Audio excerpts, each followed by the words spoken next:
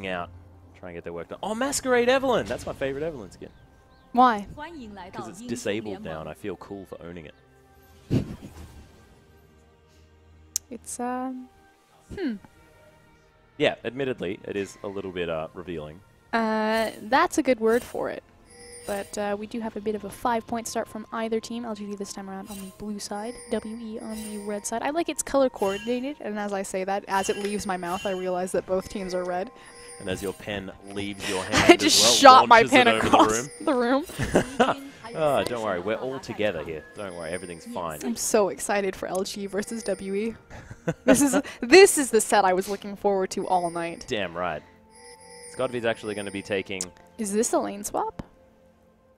Well, we'll see. I think he's curious that a lane swap could come out, which is why he's prioritizing, or Shin, excuse me, is prioritizing starting with the jungle, because naturally Sion's going to take a camp anyway, burn the passive, and then teleport to the top lane. So just to make sure that nothing fishy is happening, Acorn is going to go ahead and start with his jungler.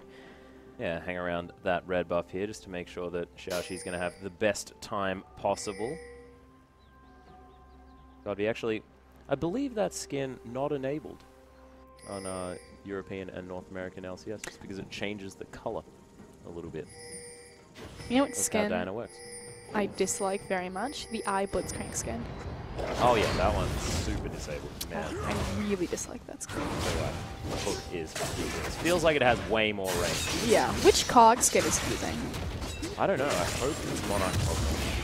Well, fun fact, a lot of players choose to use that skin because they believe that the hitbox is actually smaller on the Monarch Kog'Maw skin. Yeah, I believe so, because it was actually made smaller, considering the fact that he was so huge. But he's going to go with Oven Kog'Maw. Oven Kog'Maw? He looks like an oven. He looks like a dolphin. Looks like an oven. Dolphins aren't made of metal. You haven't been in Australia long enough. Everything's made of metal here. No, dolphins aren't made of metal. The dolphins have lasers attached to them like the spiders. Alright, I feel like we've gone off topic just momentarily. We haven't started talking about Jedis yet. We're not that deep. Oh my goodness, I'm really excited about Jedis. If you want to talk about midi-chlorians for a moment, we certainly can. So you're going to smite away some minions here in the mid lane as Acorn and Aluka facing off. Aluka on his champion of choice here in the Sion. We'll see whether he can get the work done. Already ahead by about 7 CS, but I have a feeling it was because Acorn was helping Xiaoxi out there in the jungle. Should be noted that Imp took full control of this lane, abusing the fact that Sivir gets to use that W, bounce between it. And this is where she wants to be, especially with the Janna, because it means that you're using the Eye of the Storm. The Janna E-shield offensively versus defensively, which is just going to be really punishing to poor little Mystic here. Now, Kog'Maw, Powers will swing back to him once he has his ultimate available and he's able to just spam that one out with great range. But for now, he's pretty much at Sivir's mercy. Indeed. Well, looks like Godby's having a decent time here in the mid lane. Has actually teleported back, grabbed that summoner spell much like G8 did when he first started to bring Diana into the game. A lot of people decide that you want to be able to move around a little bit more as that champion. Well, it's also very important that he's able to take the teleport simply because he is facing it against a Runeglaive Ezreal. So Runeglaive Ezreal in general has very few good matchups for himself, especially when he has to sacrifice one of his summoner spells to take the smite. Xie is doing a decent job of using his range versus melee, but Godby, you know, he's able to take the teleport knowing that there's no fear of an ignite, of a barrier, of a heal, of an exhaust. Yeah, knows that he can get away with it just a little bit more easily. Also knows that he can get away with taking down this Raptor camp as well. Godby wasting no time, just shoving up these waves over and over again and grabbing as much as he can. Already clawing himself about a 7 CS advantage. Jay has allowed that wave to reset. What I find really curious about Runeglaive Ezreal and how it really affects the map is it pretty much denies any sort of jungle presence or pressure from Spirit. So you have to think, you know, where is my kill pressure? What is the lane that I can actually gank? Runeglaive Ezreal, not going to have a lot of kill pressure there until he gets more items in, just because he needs to lay down the poke. He's not bringing any sort of CC. You could gank Shin early, but at some point Shin's just going to have his taunt and just be super tanky that you won't have anything to deal with it. So you're pretty much entirely telegraphed and reliant on ganking bottom lane. Now, with the Thresh, you have the Lantern, you have the CC from Flay and Death Sentence, but again, it's incredibly telegraphed that this is the only lane in bottom that I have any sort of kill pressure into gank, especially because Imp and QIAO are so far forward. That said, they don't have control of the lane. Imp constantly pushing them in, making the most of the fact that Mystic and Conan have to last hit on tower, that they're getting whittled away. There's also the fact as well that LGD have that very deep ward there on the Gromp camp, making sure they know exactly when Spirit is taking that one.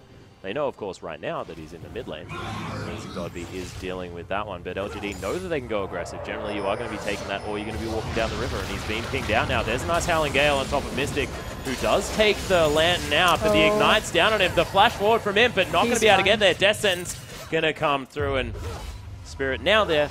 No gank to come in from Xiaoxi, but Mystic has to get out of the lane.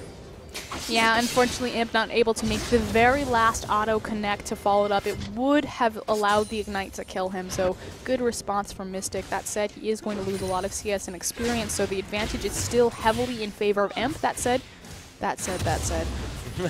without the flash, it does open up again a big target. But hey, you know, Sivir is really far forward in the lane, chipping away at this tower, doesn't have the escapes up there. Yeah, we'll see whether Cogmore can utilize his massive amount of mobility in order to help him out in this situation.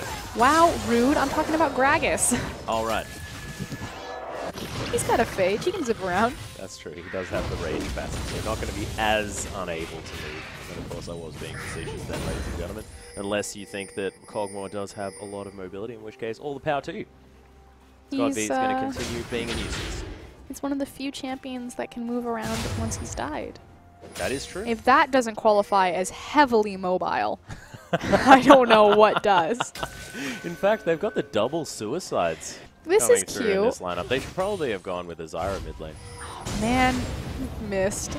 So what he does is the wave was frozen in a very unfortunate spot for him. So knowing that Imp has gone back to buy to have the itemization advantage of the BF sword over his poor little phage, he walks forward and he draws all of the aggro of Imp's creeps, knowing that he won't be punished for it, and he's trying to get the wave to push back against him. So think of little Kog'Maw saying, please, creeps, come closer. Well, he doesn't need to worry about it really, because all Imp wants to do is shove this wave all day. At the moment, it looks like he's trying to hold on to it just a little bit because his flash is down. Yeah, so he understood that Imp, you know, actually would have wanted to hold the wave just so he could have zoned off Mystic having the BF sword and then kept himself safe by not having his flash. But Mystic, you know, trying to make the most of a bad situation. I love that Kog'Maw skin. It's so cute. It is. Cute little love it. It's a dolphin. And he's got so many guns everywhere, but still just spits on people. He sits and spits. Yeah, he does. Why don't you use that gigantic machine gun on your head? It's just a hat. Yeah, it's just his hat. Okay.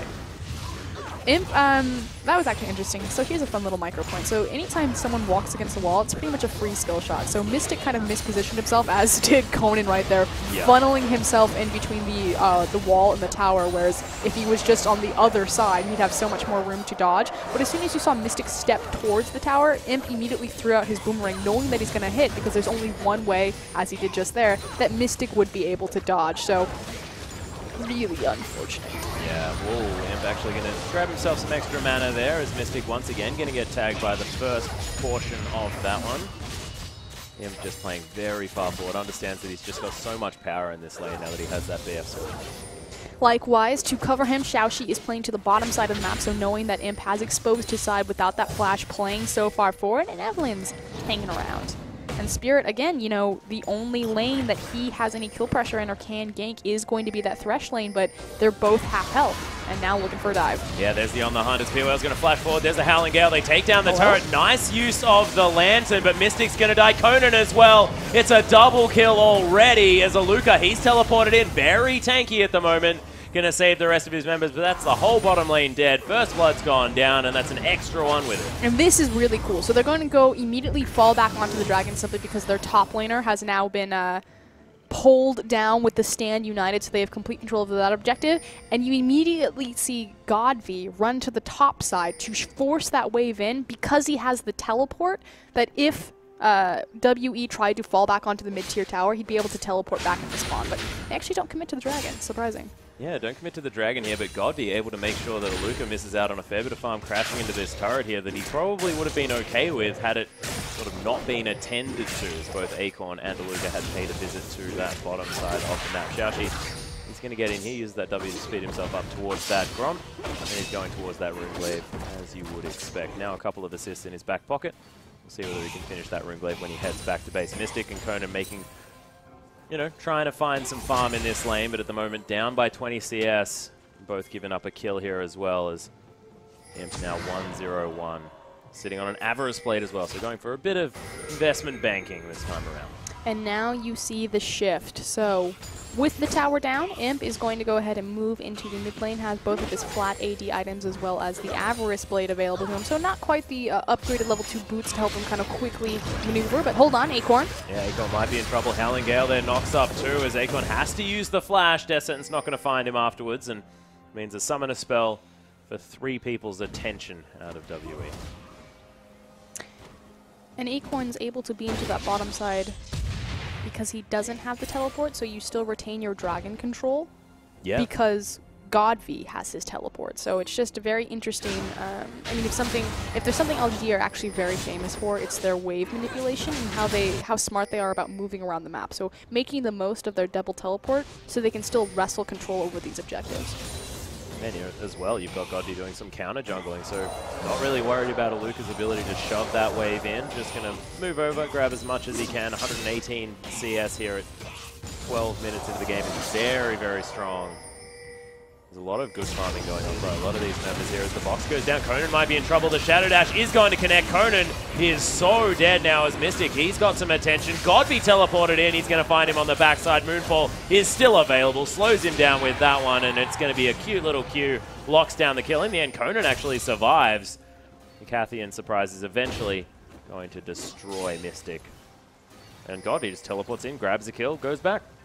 He's running now towards that top lane to meet up with Luca, but I still feel like LGD should have really pulled the trigger on this dragon. That's kind of the one question mark that I have, but obviously content to just continue to pick up these kills on this farm. Yeah, we've seen a lot of these teams actually, I mean, as far as the LPL is concerned, normally a region that likes to get very early dragons done, have been leaving it to a little bit later. They have full control over the bottom side, so it's not as if they're forfeiting their dragon control. So at this point, it's like we pick up the kills, we already know that we have dragon control, and now we're just furthering it because we need to have more items, but it does delay the fifth dragon win condition until later. Barrage not going to find him, but going to do a bit of a job clearing out this lane. Runeglaive completed by GA, but he hits them every time like that. Anytime you step next to the tower, Imp will throw the boomerang and he will connect with you. Yeah. Well, Mystic doesn't have the Sheen just yet. Needs that portion to complete his Trinity Force. 1280 gold until that item is done. Big power spike still to be awaited by this Cogmore. Imp hasn't been back to base for quite some time, and he's farming so well. Actually eclipses Godby now, as he did teleport down. Wasted a little bit of time, and he's now getting sort of pressured away from this creep wave on the bottom side of the map as Mystic very far forward. And you can see another double tap of that boomerang. Imp tanked a tower shot and still won the trade. And this is what we see Imp all the time with this Sivir, and why it's different from others is that he just really abuses the W reset and the Sivir passive of stepping forward and making sure that he finds those cute little trades with you even underneath your tower. Yeah. Making things work. National's Tooth completed by Godby. Have been seeing this a little bit more from Diana players throughout the LPL. Not going for the burst Diana, going for a little bit more of that, as that barrel's just going to time itself out. Imp not going to get the extra mana. He wanted it. I feel like there's a competition between Imp and Deft right now. It's like, hey, you want to bet that I can get 100 CS over my enemy opponent? Well, he's only at 30 at the moment. Mystic's able to keep up. Not doing too bad. You can see Aluka there quietly accruing himself about a 20 CS advantage. But Xiaoxi and Godby going to try and take down this. Ooh, teleport. Oh, yeah, Xiaoxi actually forced to use the smite there as well. Luca's going to find his way in. Does have the unstoppable onslaught potentially, but he's just going to explode and wander to the mid lane. And again, LGD not pulling the trigger on this dragon. They've had full control of it for the last 5 minutes, but for whatever reason, just content to prioritize farming the lanes and grabbing experience versus pushing forward that objective win. Trisha Barrage one more time going to clear out this mid wave. Xie just going to make sure that Imp doesn't get any free time on this turret because it's getting very, very low. And it looks like LGD just decided, okay, I guess we'll do the dragon. It's really curious to me.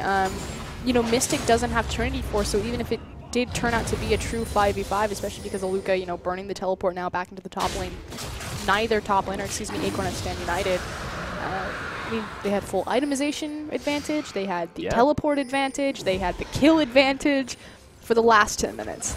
Yeah, so things were definitely in advantage for LGD.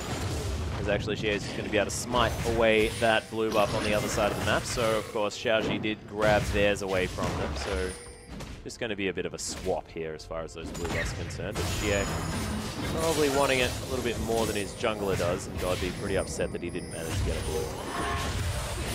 Yep, going to grab himself some mana.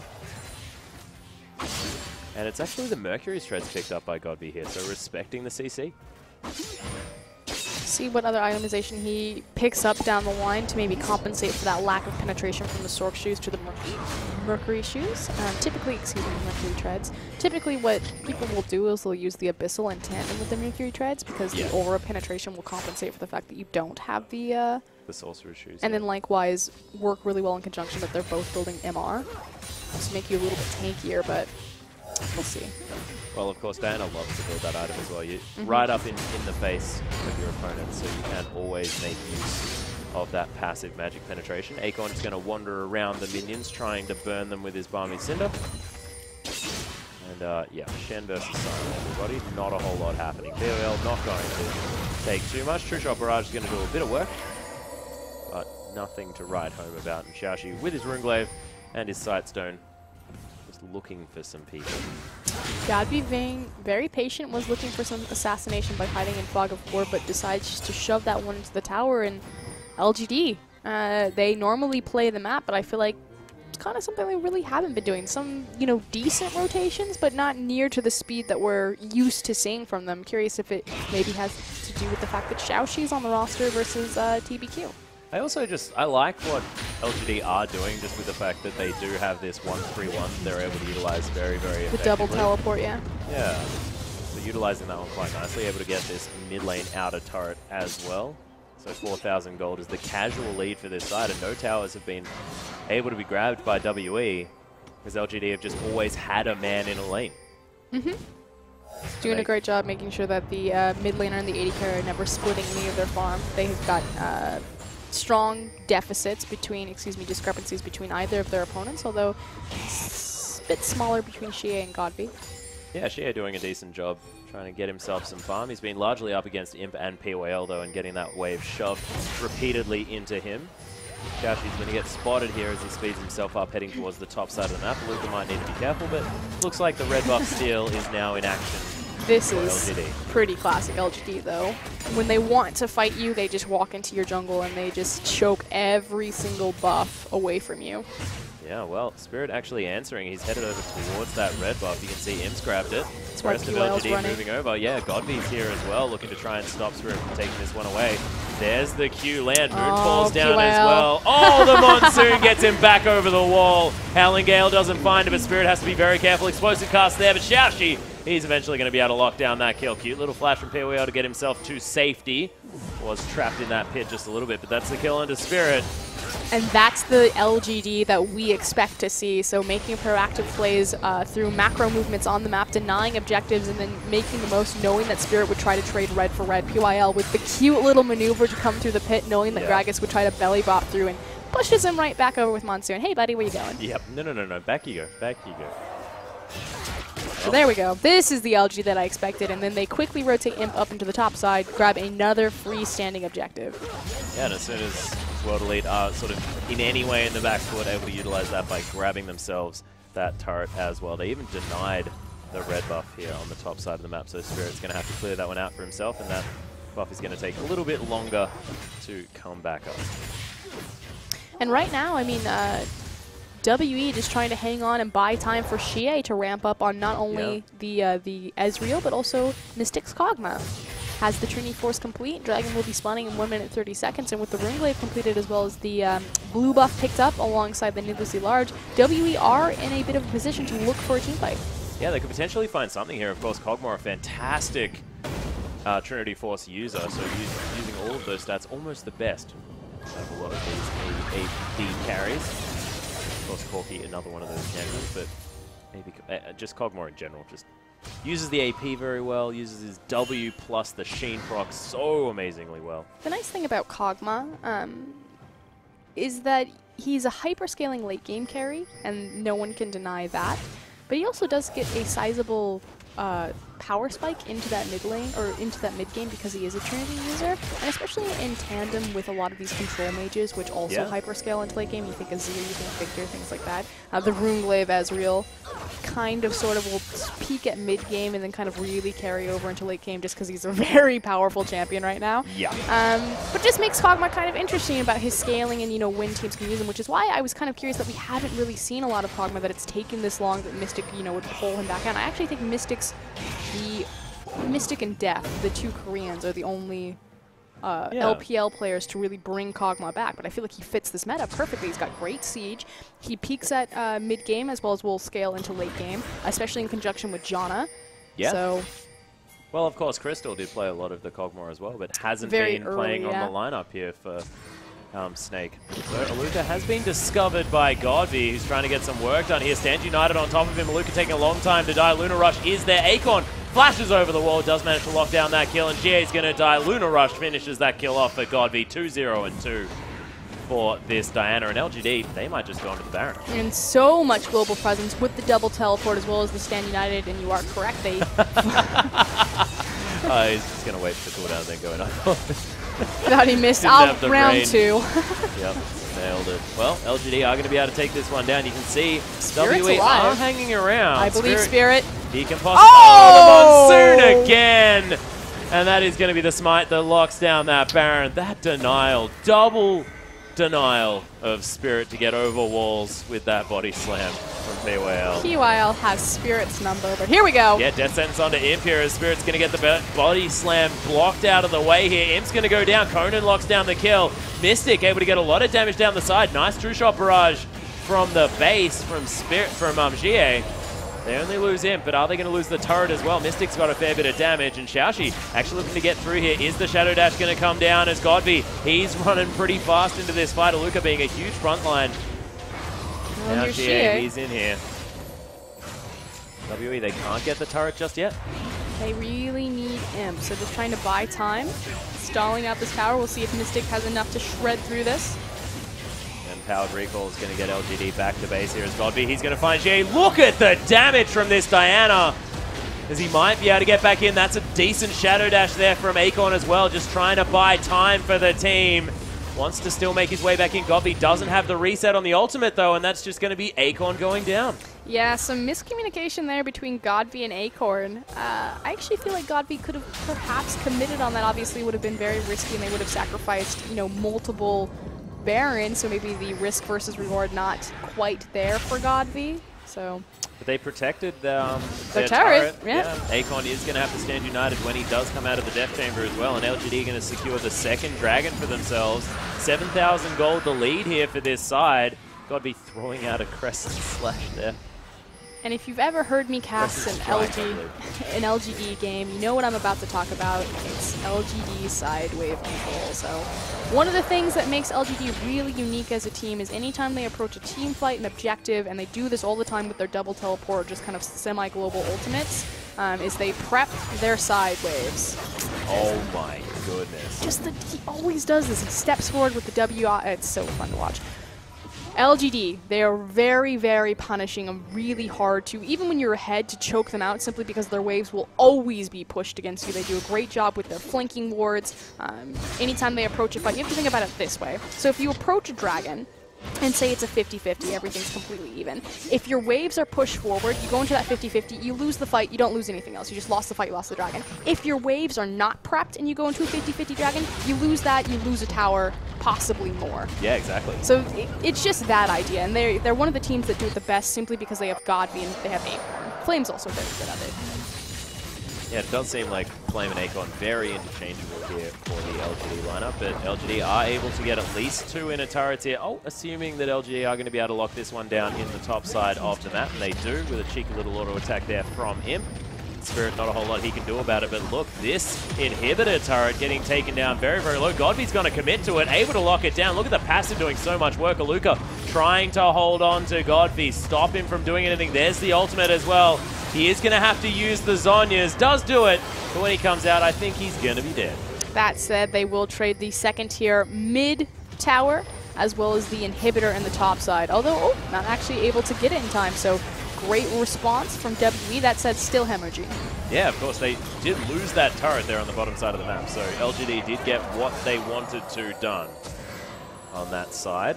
It is going to be another needlessly large rod built up by Godby, though, not going for any sort of Abyssal Scepter, anything like that just yet. Decided he wants the Stasis, which was useful. Did buy him extra time here for LGD to get some more work done on that mid inner turret. LGD are going to lose their outer there just because Godby was dead. But him going to stop anything else from coming through. And you think that LGD probably now going to try and re-prep those side lanes as they're pushing back in favor of WE. Yep, you do have big, sizable... Oh, On The Hunt's actually been popped here. Imp looking to try and take down GA. I don't know whether he's going to be able to kill an Ezreal, though. That was a little bit overzealous. Imp overzealous? Really? Never. Well, Trisha Barrage going to do some work. He popped his spell shield as he came around the corner because he expected Xie to throw it initially as soon as he was kind of safe and prepped the wave, and he didn't throw it, and then just a second later, boop. That was cute. Able to get a little bit of damage. Of course, the Vampiric Scepter going to help him, and he is already back to full health now as well. He's headed back to base, grabbed himself a Last Whisper, Alacrity Enchantment on those boots as well, so with that Fleet of Foot passive, as well as the fact that he has the Alacrity Enchantment on his Berserker's Grace, he's going to be moving pretty quickly around these team fights, and that's without even talking about the fact that Fairwind's there as well as the On The Hunt. And again, Imp making sure that he reset that wave before he went back and got his boot enchantments. And meanwhile, in the top lane, Acorn! What's he doing? He's pushing waves. He is. Able to get that one. Moving towards WE's base. Kept that whole wave there as well, so we'll see what he's going to be able to do. Luca, a little bit undecided about where he wants to go, actually hanging around his base. We'll see whether he wants to use the Unstoppable Onslaught and sort of in order to start a fight. Of course, Stand United and Teleport available, and Spirit, he was looking for that Body Slam in. Not going to get there. Imp going to use the Spell Shield, but Conan wasn't going to connect that Death Sentence anyway. Returning to the 1-3-1, it's very important that Sivir be used in this composition. So you have to think about it this. So if Godby and the ping did go down onto this inhibitor, if they decide that that's going to be their primary objective as opposed to sieging the mid-tier tower, then it's important that Sivir is with the 3, because anytime WEC where Acorn and Godby are, they should make the call to pull the trigger and to try to engage on the 3. Sivir uses her ultimate defensively and just runs away. Well, LGD, they are going to use the ultimate here. Xiaoxi right in amongst it. There's the Monsoon from PYL just getting Conan completely into no man's land. Explosive cast down. Godby's going to die. Xiaoxi still trying to get the work done, but you can see Xie from the outside. They've got them corralled. Nice devastating smash there from Aluka as he's trying to get this one working out, but Aluka is going to die. Shadow Dash a little bit late there as Imp able to get a nice crit on top of Mystic. Imp actually flashing over the wall. Xie is going to die to that one. No more funny business. Acorn tanking up everything. Spirit's going to die. Mystic not long for this world as well unless he gets the heck out, which he's going to do. And LGD, you have to think, probably going to grab themselves a couple of inhibitors off this. At least 2 right there, so I was just about to explain, how this setup, the 1-3-1 with the Sivir really works and all the bases that it covers. But if you just kind of watch everything burn, since LGD are so good at applying map pressure at pretty much every single angle all at once, WE just kind of caught with their pants down, completely out of position, and LGD go ahead and pull the trigger, diving the tower. Fantastic flash monsoon from PYL to split them up and to push several members back into his waiting team. You can see Imp actually decided to go for that Negatron Cloak, so might be going towards that Guardian Angel. Does have the makings of a Blade of the Roman King there with the Milk-Water Cutlass. See what they're going to be able to make from here. Acorn hanging around in the mid lane, wants to get that one moving forward. You can see pings on the side waves. WE allowing theirs to push out. There's the Dragon. Number 3 going to be going down here for LGD in response to WE's 0. Well, Baron is available as well, so WE will see whether they make a play onto that one. Godby up towards the top side. Acorn using his teleport advantage. Well, I guess it's not an advantage, but using his TP, pushing out the bottom side, because Luka does have his TP. So Luka will have to recall sooner or later here and go down to meet him. There he goes. Yeah, he is going to respond to the split push of Shen. Not exactly a dangerous one, because it doesn't do a lot of damage to the turrets, but he's going to be able to move these waves forward. And I guess, you know, doesn't need to worry about turret damage. He can kill an inhibitor. That one doesn't fight back. How to win through creep control. Well, On the Hunt's going to be popped one more time. Mystic has to be very careful. Get some ooze out there, but Lunar Rush was too much. There's this Shadow Dash of the Luka. He gets the double knock-up onto Xiaoxi and Imp. They do use the Locket of the Iron Solari, but Conan's going to die. Acorn trying to get forward, but doesn't find the taunt onto a Luka. And Jie trying to kite back, but LGD, they found their way into the base. Devastating smash onto Acorn, but he just takes no damage. LGD too strong at the moment. Monsoon going to keep them all healthy. And LGD, they're going to push forward and try and end this game. Just not enough respect over the reach that Sivir can give an engage tool. That's twice now. WE caught out of position and just not expecting the speed of which On the Hunt can run them down.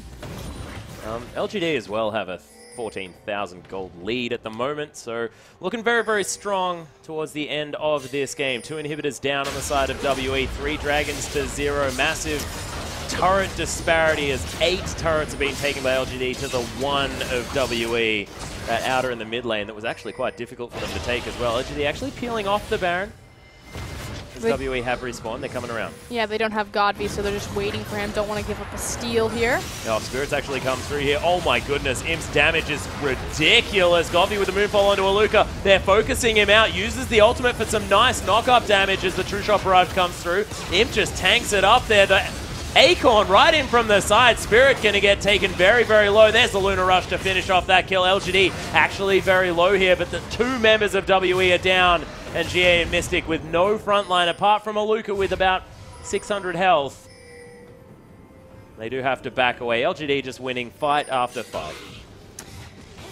I find it a little bit curious as a kind of recap of how we got to this point, because it seems like LGD just kind of suddenly exploded with their massive gold lead over WE. WE only picking up 4 kills.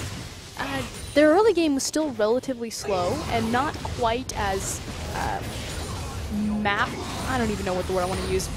Objective-oriented. You think about how late it took them to take the initial dragon. It's only once PYL has gotten involved with LGD that they've been grouped up as 5 that things have really started to explode as far as their macro movements.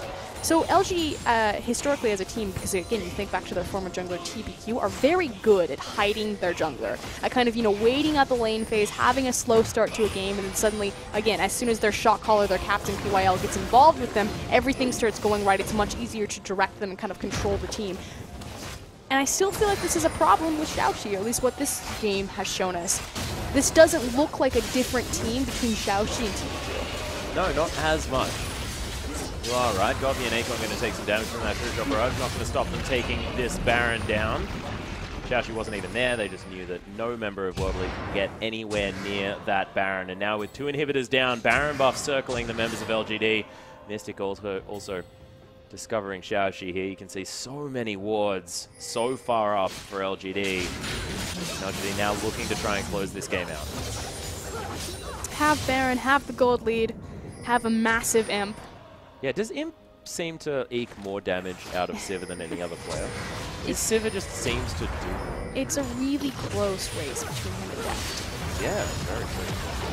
Well, Descent's not going to find the mark. On the Hunt has been popped, though. There's the Taunt Flash, and Mystic is going to get caught up and destroyed there by Xiaoxi. Aluka trying to be the tank for his team, but Conan's going to get exploded. Aluka still on the walk back as Spirit and GA, not anything that they can do. The auto attacks from Imp here as the decent explosive cast makes sure that Imp can lock down the kill onto Xie. Probably not exactly the move that they wanted. Boomerang almost going to kill Spirit, but he's not going to die. The rest of the base of World Elite is, though, an LGD. They just put on a clinic and take down the last place team here in the LPL, but they do so in pretty emphatic fashion.